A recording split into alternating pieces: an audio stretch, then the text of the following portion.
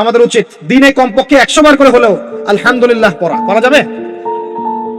যে কোনো অবস্থাতে আলহামদুলিল্লাহ আলহামদুলিল্লাহ। ভাই কেমন আছেন? আলহামদুলিল্লাহ। ভাই পরিবার কেমন আছে? আলহামদুলিল্লাহ। ভাই চাকরি কেমন আছে, চলছে কেমন? আলহামদুলিল্লাহ। ব্যবসা কেমন? আলহামদুলিল্লাহ। এটা হচ্ছে সেই বান্দার নিদর্শন যার মনের মধ্যে আল্লাহর প্রতি ভক্তি শ্রদ্ধা আছে, যার মনের মধ্যে আল্লাহর নূর আছে।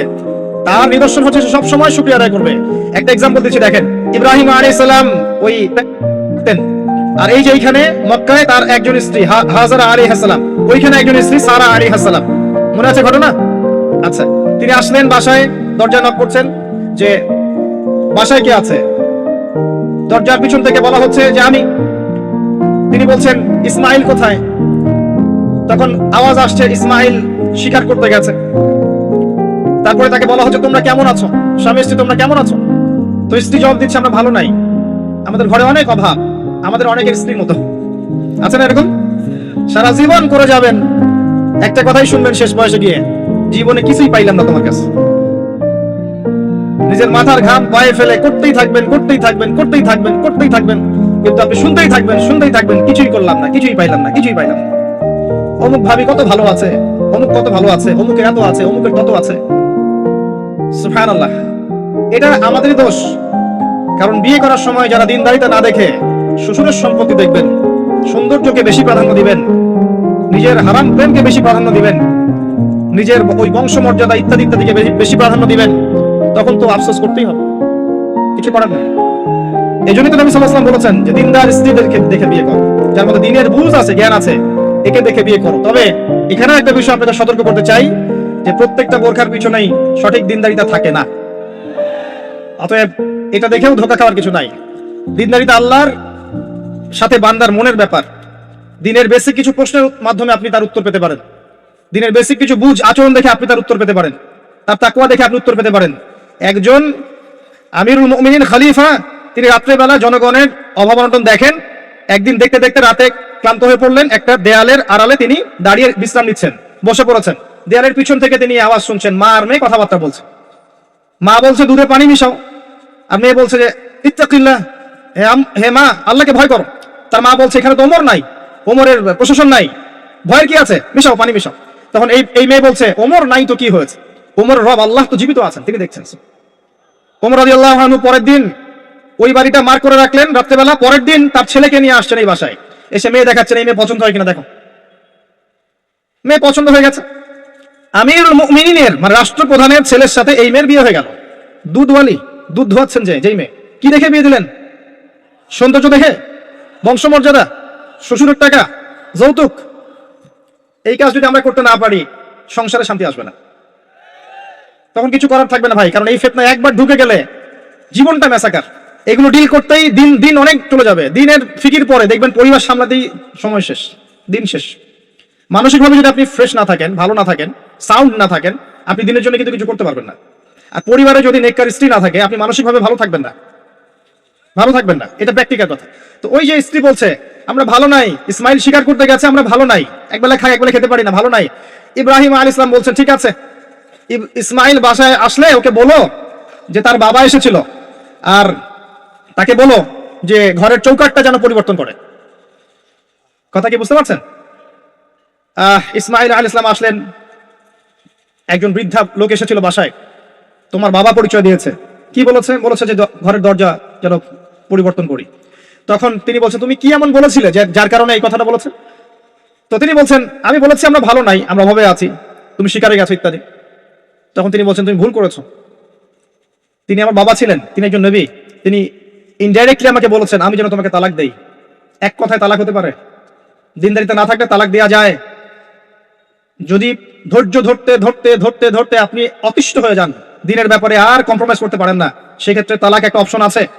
এটা খারাপ নয়, যদিও এটা মন্দের ভালো একটা অপশন, কিন্তু সবর করতে উৎসাহিত করা হয়েছে। সবর করতে করতে করতে করতে যদি ভিতরটা পরিবর্তন না হয়, এরকম আল্লাহর প্রতি অকৃতজ্ঞ মানুষকে নিয়ে আপনি সারা জীবন চলতে পারবেন না। এবং দিনের পথে চলতে গিয়ে যারা প্রতিবন্ধকতা স্বীকার করে, তাদেরকে নিয়ে আপনি আল্লাহর পথে দাওয়াত এবং মুজাহাদ আর মেহনত করতে পারবেন না। এই জায়গায় গিয়ে অনেক সময় এক্সট্রিম ডিসিশন নিতে হতে পারে। এটা ইসলাম কিন্তু অপশন রেখেছে আপনার জন্য, আমি উৎসাহিত করছি না, অপশন রেখেছে। এরপরে আবার তিনি আসলেন অনেক বছর পর, এসে আবার নক করলেন যে আসসালামু আলাইকুম। ওয়ালাইকুম সালাম, ইসমাইল কোথায়? শিকার করতে গেছে। তোমরা কেমন আছো? আলহামদুলিল্লাহ, আমরা অনেক ভালো আছি।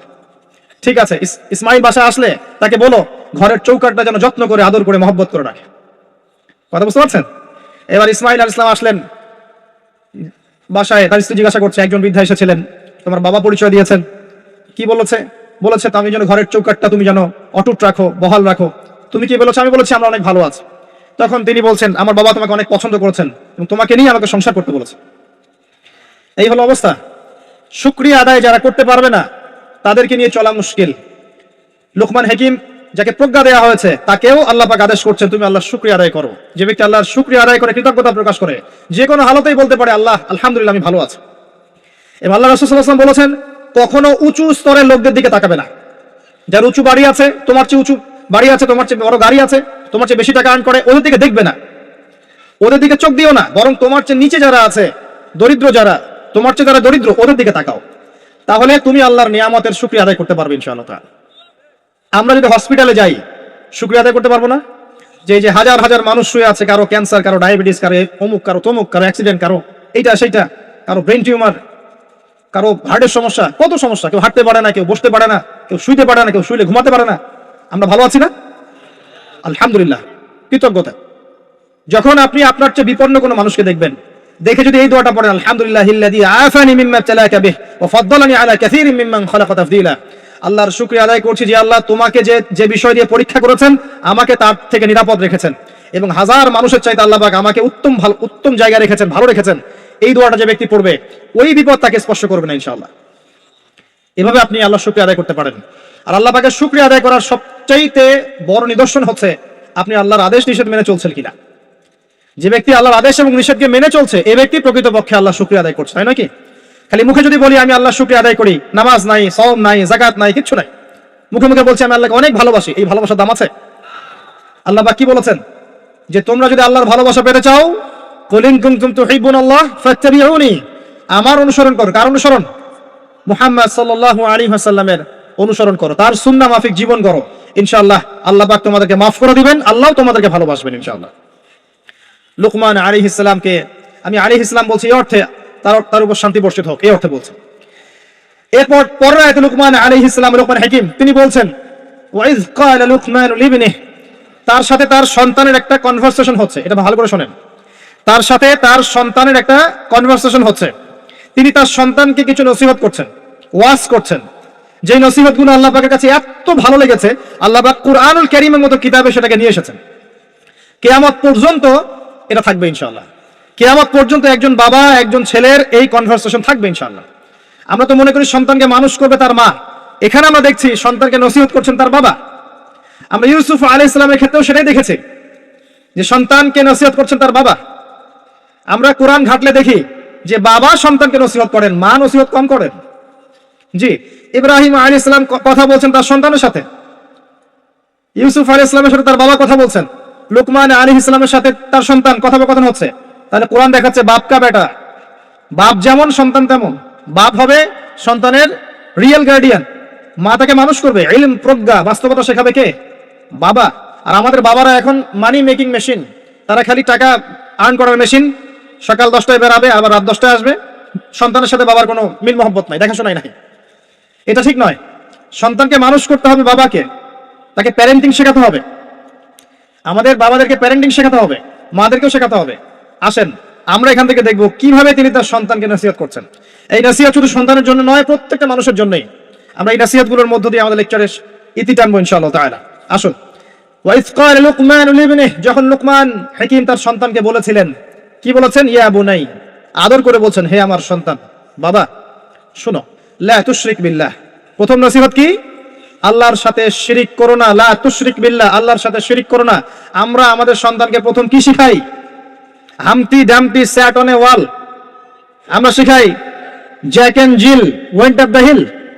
আমরা শিখেছি জ্যাক একটা ছেলের নাম, জিল একটা মেয়ের নাম, ওয়েন্ট আপ দ্য হিল আপনাদের পাহাড়ে চলে গেল, বান্দরবনের পাহাড়ের কোনায় চলে গেল একটা ছেলে একটা মেয়ে। তারপর কোনায় গিয়ে কি করলো সেটা আপনারাই বোঝেন। তা আমরা ছোটবেলা থেকে বাচ্চাকে শিখাই Jack and Jill went up the hill. কি বুঝলেন? প্রত্যেকটা ক্ষেত্রে সমস্যা। আপনি শরিয়াতে কি শিখাচ্ছেন? আমটি আপনি খাবেন পেরে? কার গাছের আম আপনি পেরে খাবেন? যাত্রার গাছের আম আপনি পেরে খেতে পারবেন? শুরুতে অজগর আসছে তেরে, সন্তানকে ভয় দেখে, অজগর তেরে আসছে, ওই বাচ্চা অজগরের কি বোঝে? শরীয়তে অজগর আসছে তেরে, ভয়, আগে ভয় শেখানো হচ্ছে। শরীয়তে অজগর আসছে তেরে, ভয়, আপনি ভয় পাচ্ছেন, বাচ্চা ভয় পাচ্ছে, রাতে ঘুমের স্বপ্ন দেখবে অজগর তেরে আসছে। হ্যাঁ, আপনি বাচ্চার সাথে যে কথোপকথনগুলো করবেন রাত্রে, সেগুলো সে স্বপ্ন দেখতে পারে। শরীয়তে আপনি শিখাচ্ছেন আমটি খাবার পরে, কার গাছের আম পেরে খাবেন? গাছ কি আপনার? যার তার গাছের আম পেরে খাবে, সে চুরি করা শিখলো সে। এই তো হচ্ছে এখানে শাব্দিক ভাবে পরিবর্তন না আনতে পারলে, নৈতিকতা না ঢুকাতে পারলে সমস্যা তো। আর কালচার এভাবেই চলছে কেন? কেউ মানে মাথা ঘামায় না কেন? সুবহানাল্লাহ, বই পুস্তক এখন টোটালি চেঞ্জ হয়ে, দিন দিন চেঞ্জ হচ্ছে। দেখবেন আগে আমরা অনেকগুলো নজরুলের কবিতা পড়তাম, কবিতা নাই, আস্তে আস্তে আস্তে আস্তে ভ্যানিশ। একটা ভিতর থেকে একটা আদর্শ আপনাকে ইনজেক্ট করা হচ্ছে, কোন আদর্শ সেটা আপনি খুঁজে বের করেন, এবং যে আদর্শটা রাখা উচিত সেটাকে আস্তে আস্তে মাইনাস করা হচ্ছে, কোনটা সেটা আপনি ভাবেন। সন্তানকে বাবা শেখাচ্ছে ইয়া বুনাই লা তুশরিক বিল্লাহ। কোন পরিবারে এই লুকমান আলাইহিস সালামের মতো পিতা সন্তানকে শেখায় ছোটবেলায়, বাবা আল্লাহর সাথে শিরিক করো না? এটা একটা জায়গায় সম্ভব যারা ইসলামিক লাইনে পড়াশোনা করছেন, মাদ্রাসায় পড়াশোনা করছেন। আর এখানে আমরা এমন ভাবে তাকাই এদের দিকে যে এরা সমাজের সবচেয়ে নোংরা কিট নাকি, নাউযুবিল্লাহ। তো দেখেন, আমরা আরো শেখাই, বাবা তোমাকে বড় হতে হবে, নিজের পায়ে দাঁড়াতে হবে, বৃদ্ধ বয়সে বাবাকে দেখতে হবে, মাকে দেখতে হবে, প্রতিষ্ঠিত হতে হবে। আগে আমরা বাচ্চাদেরকে এগুলো শিখাই। আর লুকমান হাকিম তার সন্তানকে শেখাচ্ছেন প্যারেন্টিং। দেখেন, ইসলামিক প্যারেন্টিং, যে প্যারেন্টিংটা আল্লাহ পাক কবুল করেছেন, কোরআনে নাজিল করেছেন, কিয়ামত পর্যন্ত থাকবে ইনশাআল্লাহ। বাবা আল্লাহর সাথে শিরিক করো না, আগে সন্তানকে শেখান শিরিক কি জিনিস, তাওহীদ কি জিনিস। তখন সন্তান প্রশ্ন করবে বাবা শিরিক কি, তখন আপনি আস্তে আস্তে ওর বুঝ অনুযায়ী ওকে বলবেন। ওর বয়স যদি 5 বছর হয় একটা কথা বলবেন, 10 বছর হলে আরো বেশি বোঝাবেন, 15 হলে আরো বেশি বোঝাবেন, যখন ম্যাচুরিটি যেমন তেমনি বোঝাবেন। যদি ম্যাচুরিটি হয়ে যায় আপনি বোঝাবেন যে বাবা শোনো, শিরিক মোটামুটি 3 রকম হয়ে থাকে। মানুষ কথায় শিরিক করে, কাজে শিরিক করে, এবং মানুষ বিশ্বাসে শিরিক করে। যেমন কেউ যদি মনে করে বাবা যে আল্লাহ বলতে কেউ নাই, তাহলে শিরক হবে। কেউ যদি মনে করে সৃষ্টিকর্তা আল্লাহ নয় অন্য কেউ, তাহলে শিরক হবে। কেউ যদি মনে করে যে আল্লাহর পাশাপাশি আরো সৃষ্টিকর্তা আছে, তাহলে শিরক হবে। সন্তান বুঝবে না, একটা স্কুলের বাচ্চা বুঝবে না, ক্লাস 9-10 এর বাচ্চা বুঝবে না, কলেজের বাচ্চা বুঝবে না, একদম ছোট বাচ্চা কিছুই বোঝে না, ওকে বোঝানো যায় না আল্লাহ তোমাকে সৃষ্টি করেছেন, আল্লাহ ছাড়া কেউ নাই সৃষ্টিকর্তা। আল্লাহ তোমাকে সৃষ্টি করেছেন হয়তো বুঝবে না, আল্লাহ তোমাকে বানিয়েছেন ও বুঝবে না। আল্লাহ তোমাকে বানিয়েছেন, এই দেখো বাবা বাড়িটা আমরা বানিয়েছি, তোমার বাড়ি আমাদের বাড়ি আমরা বানিয়েছি, ও বুঝবে না। আল্লাহ তোমাকে বানিয়েছেন, তুমি মায়ের পেটে ছিলে, সেখান থেকে আল্লাহ তোমাকে দুনিয়ায় নিয়ে এসেছেন, বুঝবে না। বাচ্চাদের একটা ফিলোসফি থাকে, বাচ্চারা অনেক কিছু বোঝে, জানেন, বাচ্চারা অনেক কিছু বোঝে। একটা বাচ্চাকে আপনি বলেন প্যান্টটা খোলো, তো ও খুলবে না জীবনেও। একটা বাচ্চাকে বলেন এই তোমার প্যান্টটা খোলো, দেখি তুমি মুসলমানি করেছো কিনা। আমরা মজা করি না ছোটবেলায়, বাচ্চারা খুলতে চায় না, কারণ এই যে লজ্জাশীলতা আল্লাহ পাক দিয়ে তাকে পৃথিবীতে পাঠিয়েছেন। বাচ্চাদের ফিলোসফি আছে, এটা নিয়ে যারা বাচ্চাদেরকে নিয়ে পড়াশোনা করে, আপনার কোর্স করায়, ট্রেনিং দেয়, তাদেরকে জিজ্ঞাসা করেন। বাচ্চাদের সাথে শুদ্ধ ভাষায় কথা বলতে বলা হয়, বাচ্চাদের সাথে শুদ্ধ ভাষায় কথা বলতে বলা হয়, যাতে ওরা শুদ্ধ ভাষা শেখে। বাচ্চাদের সাথে বাচ্চাদের মতো আচরণ করতে নিষেধ করা হয়, এখন তাদের সাথে ম্যাচিউর আচরণ করতে উৎসাহিত করা হয়, তারা শিখবে বাস্তবতা কি জিনিস। বাচ্চাদেরকে বেশি বেশি খেলাধুলা করতে উৎসাহিত করা হয়, খেলার মধ্য দিয়ে নেতৃত্বদের গুণাবলী অর্জন হয়। ওদেরকে মাঠে খেলতে দিতে হয়, বৃষ্টি কাদায় মাখামাখি করতে দিতে হয়, ওরা বুঝবে। গায়ের সাথে যখন মাটি লাগবে, প্রকৃতির সাথে মিশবে, ওরা হৃদয়টা বড় হবে। দেখবেন মুহাম্মদ সাল্লাল্লাহু আলাইহি সাল্লামকে যখন তিনি জন্ম নিয়েছেন, প্রথম 4-5 বছর তাকে ওই আরবের বেদুইনদের কাছে রাখা হয়েছে। ওখানে তিনি ভাষা শিখেছেন, মরুভূমিতে দৌড়িয়েছেন, খেলেছেন, ফিজিক্যালি স্ট্রং হয়েছেন, ভাষা শিখেছেন, শুদ্ধ কথা শিখেছেন। এরপরে হৃষ্টপৃষ্ট হয়ে তারপর মায়ের কাছে ফেরত দেওয়া হয়েছে। এখনকার জেনারেশনের বাচ্চাগুলোকে দেখেন কিভাবে বড় হয়ে ওঠে। আসেন, অনেক লম্বা হয়ে যাবে, আগে পয়েন্টে চলে আসেন। বাচ্চাকে বোঝানো যায় না যে এর বয়স হিসেবে আপনি বুঝাবেন যে কেউ যদি মনে করে যে বাবা আল্লাহর পাশাপাশি অন্য কোনো সৃষ্টিকর্তা আছে যে তোমাকে বানিয়েছে, তাহলে শিরক হয়ে যাবে। আর শিরকটা হচ্ছে এমন একটা পাপ। শিরকটা কি আব্বু জিজ্ঞাসা করবে, বাবা শিরক এমন একটা পাপের নাম যেই পাপটা আল্লাহ পছন্দ করেন না। এটা একটা খারাপ জিনিস, পাপ হয়তো বুঝবে না। শিরক একটা কি জিনিস? খারাপ জিনিস। শিরক খারাপ। তোমাকে আমি আদর করছি আব্বু, এটা ভালো না? বলবে হ্যাঁ ভালো। তোমাকে যদি একটা থাপ্পড় দিই, খারাপ না? যে হ্যাঁ খারাপ।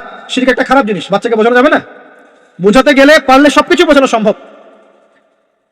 আর আরেকটু ম্যাচিউর যখন হয়েছে, এই বাচ্চা তো ম্যাচিউর, যাকে বোঝানো হচ্ছে ইন্না শিরকা লাযুলমুন আযীম, এটা ম্যাচিউর বাচ্চা, স্কুল কলেজ এই লেভেলের বাচ্চা। তো তাকে বোঝান যে কেউ যদি আল্লাহ ছাড়া অন্য কারো নামে কসম করে শিরক হয়ে যায়, কেউ যদি আল্লাহ ছাড়া অন্য কারো নামে নজর মানত করে শিরক হয়ে যায়, কেউ যদি আল্লাহ ছাড়া অন্য কারো নামে কুরবানি দেয় শিরক হয়ে যায়, কেউ যদি আল্লাহ ছাড়া অন্য কারো জন্য ইবাদত করে, নামাজ পড়ে, রোজা রাখে, হজ করে, যাকাত দেয়, শিরক হয়ে যাবে। কেউ যদি আল্লাহ ছাড়া অন্য কারো কাছে চায়, তাহলে শিরক হয়ে যাবে, ইত্যাদি ইত্যাদি। এগুলো বোঝানো সম্ভব নয়? সম্ভব। এতটুকু তো বলা যায় আল্লাহ থেকেই সবকিছু হয়, মানুষের কোনো ক্ষমতা নাই, বুঝবে না সে? ইন্না শিরকা লাযুলমুন আযীম। বাচ্চাকে প্রথম শিখাচ্ছেন তার বাবা, বাবা শিরক করো না, শিরক হচ্ছে সবচেয়ে বড় জুলুম, সবচেয়ে বড় পাপ। আর আমরা আপনাদেরকে বলছি, শিরকের পাপ নিয়ে কেউ যদি মারা যায় 99% সম্ভাবনা সে ব্যক্তি জাহান্নামে যাবে। 99% সম্ভাবনা কেউ যদি শিরকের পাপ নিয়ে মারা যায় 99% সম্ভাবনা হচ্ছে সে ব্যক্তি জাহান্নামে যাবে। আল্লাহ পাক শিরকের গুনাহ ছাড়া যে কোনো গুনাহ মাফ করতে পারেন, শিরকের গুনাহ আল্লাহ পাক মাফ করেন না। শিরক ছাড়া যে কোনো গুনাহ আল্লাহ যাকে ইচ্ছা মাফ করতে পারেন। আমরা কি শিরক করব? তাওহীদ শিখবেন। একটা বইয়ের নাম বলে দেই, পড়ে নিয়ে তাওহীদ শিখতে পারবেন। বইটার নাম কিতাবুত তাওহীদ। কি নাম? কিতাবুত তাওহীদ। এখানে শিরকের সমস্ত ক্লাসিফিকেশন দেয়া আছে, কি করলে, কি চিন্তা করলে, কি বললে, কি আমল করলে শিরক হবে, সব লেখা আছে। তাকদীরকে অস্বীকার করলে শিরক হয়ে যায়। আল্লাহ পাকের হালালকে কেউ হারাম করলেও শিরক হয়, হারামকে হালাল করলেও শিরক হয়। এই যে এখন কিছু মানুষ বলছে মুহাম্মদ সাল্লাল্লাহু আলাইহি ওয়াসাল্লাম শেষ নবী নন, আরো নবী লেগে আসতে পারে, শিরক আর কুফর। কেউ বলছে যে ভাগ্য বলতে কিছু নাই, আমি নিজে যা করবো তাই ভাগ্যে লেখা থাকবে, শিরক হয়ে যায়। এমনও বলছে মানুষ, এখন নতুন নতুন অনেক ফিতনা, এখন বলছে আমরা শুধু কোরআন মানি, হাদিস মানি না, আছে না? শিরক এবং কুফর। আসেন এরপরে তার সন্তানকে তিনি কি বলছেন? আল্লাহ পাক এই কথাগুলো সবার জন্য নসিহত করছেন। এরপর আল্লাহ পাক বলছেন মানুষকে আদেশ করা হচ্ছে যেন মানুষ তার পিতা মাতার সাথে সুন্দর আচরণ করে। তার মা তাকে কষ্টের পর কষ্ট সহ্য করে গর্ভধারণ করেছে। তাকে প্রসব করেছেন এবং 2 বছর দুধ পান করিয়েছেন। আনিশকুরলি, মানুষকে আদেশ করা হচ্ছে যেন মানুষ আমার শুকরিয়া আদায় করে। আল্লাহ পাক বলছেন ওয়ালিওয়ালিদাইক, এবং তার পিতামাতার শুকরিয়া আদায় করে। ওয়াইলাইয়াল মাসির, আমার কাছেই ফিরে আসতে হবে। এই যে একটা আয়াতে কত শিক্ষা। সন্তানকে শেখানো হচ্ছে পিতামাতার সাথে ভালো আচরণ করো। সন্তানকে ছোটবেলা থেকে যদি শেখানো যায় যে পিতামাতা কি জিনিস, ওই সন্তানকে বড় হয়ে বৃদ্ধাশ্রমে বাবা মাকে পাঠাবে? ওই সন্তান পাঠাবে যাকে আপনি মানুষ করতে পারছেন না, সময় দিতে পারছেন না। আপনিও ব্যস্ত, আপনার স্ত্রীও ব্যস্ত, ফ্যামিলিস্ট রেভলিউশন, আপনিও ব্যস্ত, স্ত্রীও ব্যস্ত। বাচ্চা মানুষ হচ্ছে ওই যে ডে কেয়ার সেন্টারে কাজের বুয়ার কাছে, তো কাজের বুয়ার আদর্শই সে বড় হবে। আমি আমার শিক্ষাকে যদি সন্তানের মধ্যে দেই, আমার সন্তান আমার মতো হবে, স্বাভাবিক। আমার শিক্ষা না পেয়ে যদি অন্য কারো শিক্ষা সে পায়, তাহলে তার মতো হতে পারে, এটাই স্বাভাবিক। আপনি আপনার জায়গা থেকে চেষ্টা করলেন, ভবিষ্যতে গিয়ে আমাদের অবর্তমানে সন্তান কোন পথে যাবে আমরা জানি না, জানি? নূহ আলাইহিস সালামের সন্তান বিপদগামী হয় নাই? হয়েছে, এটা পরের ব্যাপার। আমরা তো আমাদের জায়গা থেকে চেষ্টা করবো না? সন্তানকে শেখানো হচ্ছে পিতা মাতার সাথে ভক্তি শ্রদ্ধা করে চলো, কারণ তোমার মা তোমাকে কষ্টের পর কষ্ট সহ্য করে জন্ম দিয়েছেন। মায়ের প্রসব বেদনার একটা মোমেন্ট, একটা সেকেন্ড আমরা শোধ করতে পারবো? মায়ের দুধের 1 ফোঁটা দুধের দাম শোধ করতে পারবো? আজকে সেই মাকে দেখেন বৃদ্ধাশ্রমে রেখে আসে, সেই মাকে দেখেন মার্ডার করছে সন্তান সম্পত্তির জন্য, করছে না? এগুলো কি নতুন কথা না? অহরহ হচ্ছে এগুলো এখন। এবং আপনি এখানে পিতামাতারও দোষ এড়াতে পারেন না। যখন পিতামাতা সন্তানকে ইসলামিক আদর্শে বড় না করে ওই অন্যান্য বস্তুবাদী আদর্শে বড় করেছে, তখন সন্তান বড় হয়ে এমন বিপদগামী হয়েছে। এখানে পিতামাতারও দোষ আছে। আল্লাহ পাক আমাদেরকে বোঝার তৌফিক দান করুন।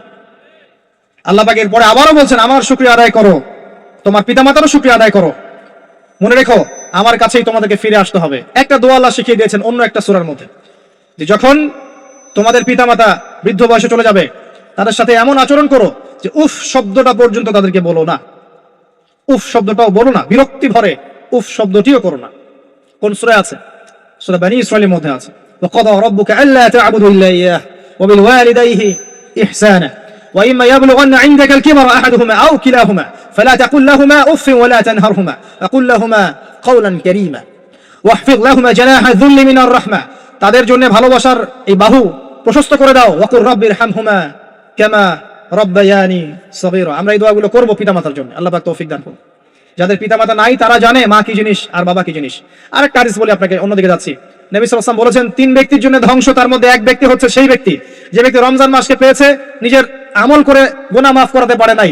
2 নম্বর সেই ব্যক্তি যে ব্যক্তি বৃদ্ধ পিতামাতাকে পেয়েছে, দুজনের একজনকে পেয়েছে বা দুজনকে পেয়েছে, তাদের খেদমত করে জান্নাত লাভ করতে পারে নাই। আর 3 নম্বর সেই ব্যক্তি যার সামনে নবীর নাম উচ্চারণ করা হয়, নাম শুনে সে দরুদ পড়ে না, সাল্লাল্লাহু আলাইহি ওয়াসাল্লাম বলে না। এখানে আছে পিতামাতাকে পেয়েছেন, তাদের খেদমত করে জান্নাত লাভ করতে পারছি না, আমার জন্য ধ্বংস, বলুন নাউজুবিল্লাহ।